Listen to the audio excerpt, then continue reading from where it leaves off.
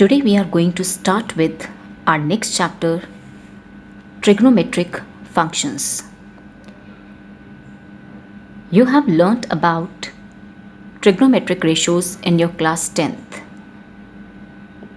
In class 10th, we learned certain trigonometric identities, but we restricted ourselves to the acute angles. That is the angle between 0 degree and 90 degree. But now we will extend this to angles in other quadrants. So first of all, we are going to define an angle. In geometry, we have defined angle as when two rays originate from the same initial point, we say that an angle is formed. For example, we have a ray AB with initial point A, and we have ray AC with initial point A. So here two rays AB and AC are originating from the same initial point. So we say that an angle is formed. Now we will define an angle in terms of rotation of a ray. This is the Cartesian plane. Suppose a ray is initially at this place, OX. That is this.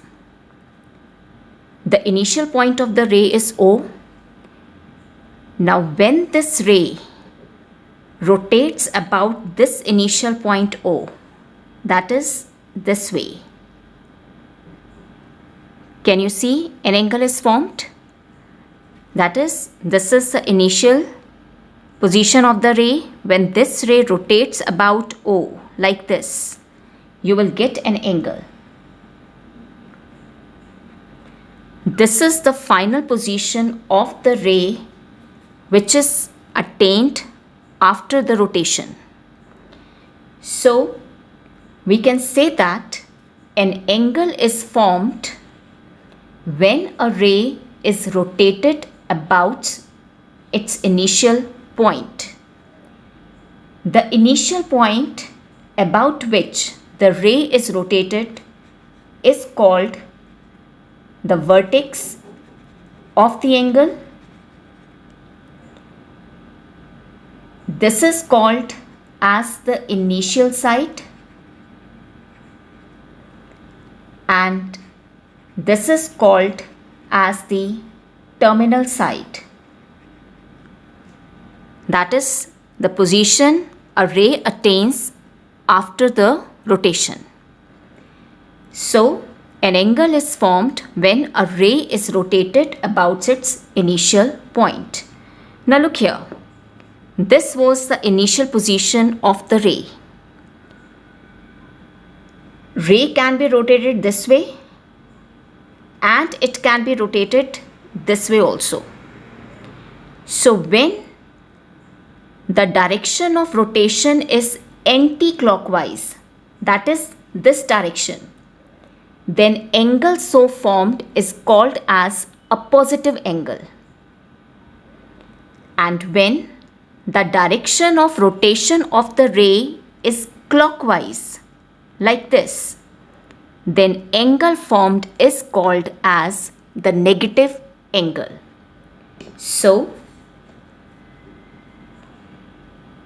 when the direction of rotation of the ray is anti-clockwise, then angle formed is positive.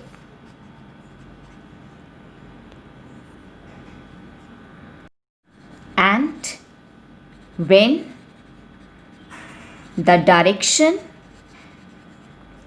of rotation of ray is clockwise, angle formed will be negative. So, what we have learnt? Measure of an angle is the amount of the rotation performed to get the terminal side from the initial side, right? And when this direction of rotation is anti-clockwise, as in this case, then angle generated will be positive. So it will be theta. And here this angle will be positive angle. But if the direction of rotation of the ray is clockwise, as in this case, that is this. Amount of rotation in both the cases is same, but the direction of rotation here is anti-clockwise, so angle theta will be positive. And here the direction of rotation is clockwise, so it will be minus theta, negative angle.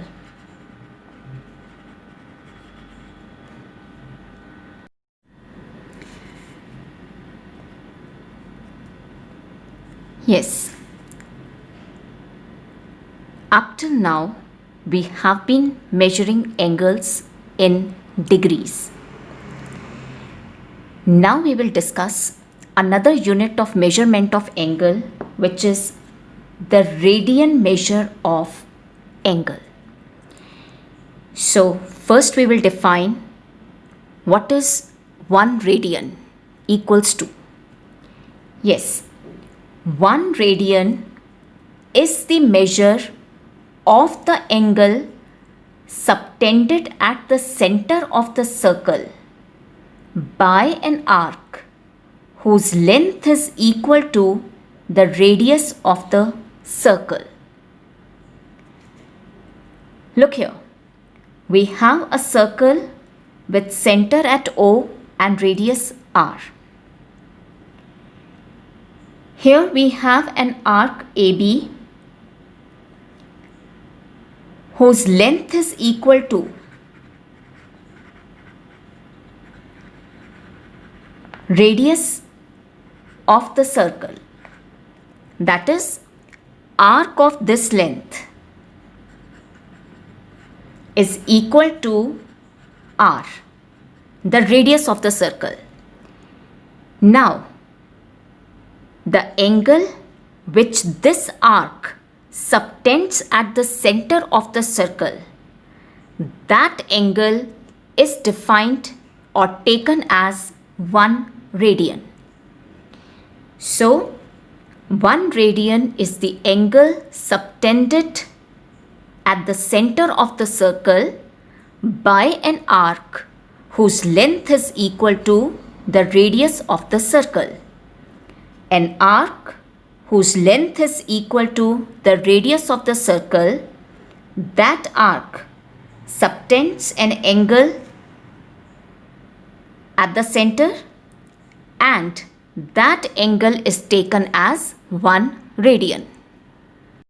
Now, as the length of the arc increases, angle subtended at the center will also increase. So, length of the arc and the angle subtended by the arc at the center of the circle, they are directly proportional. So, when length of the arc is R, that is when length of the arc is equal to radius of the circle, then angle subtended at the center is 1 radian. This is by definition. Now, when length of the arc is L, and let the angle subtended at the center is theta. That is, if we have a circle with center at O, radius r, and let this be an arc whose length is equal to L, and it subtends an angle theta radian at the center. Now, as length of the arc and angle subtended at the center are directly proportional to each other, so on cross multiplication we will get L is equal to r theta, or theta is equal to L over r, where L is the length of the arc, r is the radius, and theta is the angle subtended by the arc at the center of the circle. And please note that here theta is in radian. So we have the relation theta in radian is equal to L by r. So we have defined radian measure of an angle. Now we will see what is the relation between the degree measure and the radian measure, and how to convert degree into radian measure and radian measure into degree measure. So first we will see the relation between the degree measure and the radian measure. Yes, we have learned that theta in radian is equal to L by r, where L is the length of arc and r is the radius of the circle, right? Now look here, we have a circle whose center is at O and radius is r. Now AB is the chord which is passing through the center. So do you agree? AB will be the diameter. So therefore, this arc AB will be a semicircle. Arc AB is semicircle, right? Yes. If arc AB is semicircle, can you tell me what will be the length of this arc? It will be pi r, because total length of the circle, that is the circumference of the circle, is 2 pi r. So length of the semicircle will be half of this, that is pi r. So length of this arc is pi r. So theta in radian will be equal to, yes, L by r, length of the arc is pi r, over radius of the circle, which is r. So theta in radians is pi radians, right? Now here theta is this angle, the angle subtended by this arc at the center of the circle, and it is equal to pi radian. Yes, but do you know what is the angle subtended by the semicircle at the center of the circle in degrees? Yes, it is 180 degrees. And in radians, this angle is pi radians. So can I conclude pi radians is equal to 180 degrees. Therefore, 1 radian will be equal to 180 over pi degrees. Now, if we will use pi 22 by 7, which is the approximate value of pi, then 1 radian will be approximately equal to 57 degrees. So remember this, 1 radian is equal to 180 over pi degrees. Yes, so we have seen that pi radian is equal to 180 degree. So therefore 1 radian is equal to 180 over pi degrees. And similarly, 180 degrees is pi radian, this. So therefore 1 degree will be pi by 180 radians, right? Now if I have to convert degree measure to radian measure and radian measure to degree measure, let's see how to do that. Suppose I have an angle of 30 degrees. I have to convert this into radian measure. Look here, if 1 degree is equal to these many radians, then 30 degrees will be equal to, yes, it will be 30 into pi by 180 radians. That is pi by 6 radians. Similarly, 60 degree. 1 degree is equal to pi by 180 radians. So 60 degrees will be equal to this into 60. So 60 into pi by 180 radians. That is pi by 3 radians. Yes. So you can see, when I had to convert 30 degrees to radians, I multiplied 30 with pi by 180. When I had to convert 60 degree into radian measure, I had multiplied 60 with pi by 180. So remember this, radian measure is equal to pi by 180 into degree measure.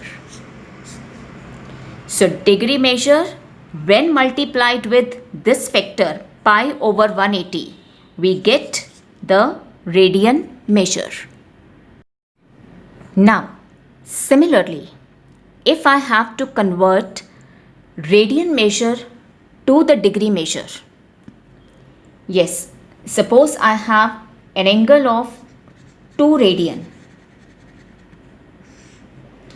I have to convert this to degree measure.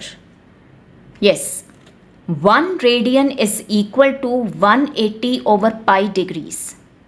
If 1 radian is equal to this, so 2 radians will be equal to, yes, it will be 2 into 180 by pi degrees. Suppose I have 3 pi by 4 radians. If 1 radian is equal to 180 by pi degrees, so 3 pi by 4 radians will be 3 pi by 4 into 180 by pi degrees. On simplification, it will be 135 degrees. So look here, when I had to convert 2 radian into degrees, I multiplied 2 with 180 by pi. When I had to convert 3 pi by 4 radians into degrees, then also I multiplied 3 pi by 4 with this factor 180 by pi. So remember this, degree measure is equal to 180 by pi into radian measure. That means if I have to convert 5 pi by 12 radians into degree, so I'll be getting 180 over pi into 5 pi by 12 degrees. So it will be 75 degrees. So 5 pi by 12 radian is equal to 75 degrees.